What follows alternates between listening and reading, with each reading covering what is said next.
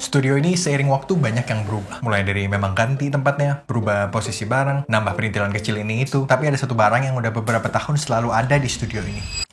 Mac Studio M1 Max. Ini satu-satunya editing mesinku sekarang. Aku nggak pakai laptop, mau pakai CapCut. Bingung. Jadi semua video yang ada di sosial mediaku itu semua diedit di desktop ini. Aku udah pernah review komputer ini dulu, jadi aku nggak akan bahas spek secara lengkap di sini ya. Intinya ini tuh Mac Studio yang paling murah, walaupun harganya nggak murah sama sekali. Dulu pertimbanganku milih ini tuh karena dia harganya tuh 11-12 tuh sama si MacBook Pro M1 Pro. Nah, ketika harganya sama, yang satu chip M1 Pro, yang satu chip M1 Max, jelas pilih yang M1 Max gak sih? Ini juga karena pengalamanku sebelumnya. Ketika aku pakai laptop, 90% si laptop itu aku pakai di rumah. Jadi dulu aku pakai MacBook Air dan esensi Air di kata MacBook Air-nya itu agak hilang gitu loh. Dia dipakai jadi desktop doang gitu. Dan karena peripheral lainnya kayak keyboard, mouse, speaker, monitor itu udah pada ada, ya itu makin menguatkan pilihan M1 Max lah. Dan itu tuh kejadian 2 tahunan lalu. Jadi ini udah jalan 3 tahun nih desktop ini. Kalau ditanya gimana user experience pakai Mac Studio M1 Max ini, sejujurnya nggak berasa apa-apa, dan itu sesuatu yang bagus. Jadi gini, menurutku tugas teknologi itu untuk get out of the way. Jadi kita bisa fokus sama apa yang kita perlu kerjain. Kalau aku pengen edit video, aku tinggal tarik footage ke software editing, terus bisa langsung edit, nggak perlu bikin proxy segala macam gitu. Terus kalau misalkan editingnya ada yang salah, karena waktu ekspornya juga cukup cepat. Jadi kalau misalnya ada salah-salah gitu ya, aku nggak bakal males untuk ekspor ulang lagi videonya gitu. Intinya tuh apa aja yang aku lempar ke Mac Studio ini, dia akan mengerjakan semuanya dengan sangat baik.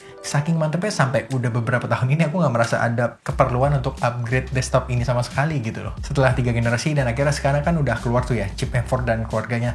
Nah di saat ini nih kayaknya kalau kita upgrade sekarang nih bakal baru berasa nih ada perbedaan yang signifikan gitu dari M1 ke M4. Tapi ya itu sesuatu yang nggak akan kulakukan sih, karena ya itu tadi si Mac Studio M1 Max yang paling murah, yang nggak murah ini itu masih bisa ngelakuin semua yang gue perluin dengan sangat baik.